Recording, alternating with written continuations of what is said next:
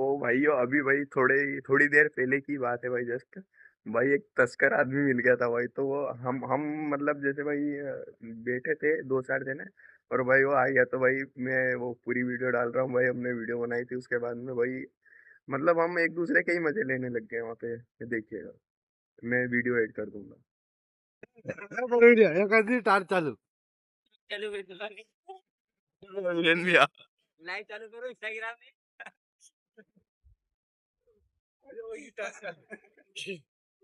बोला बाकी क्यों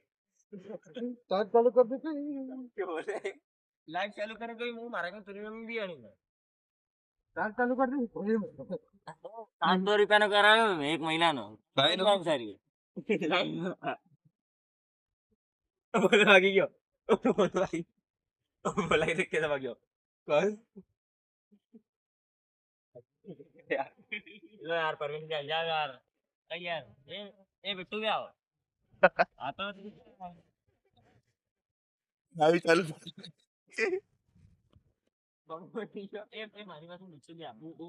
હું બોલો તું ના ખુરિયા વાળો હું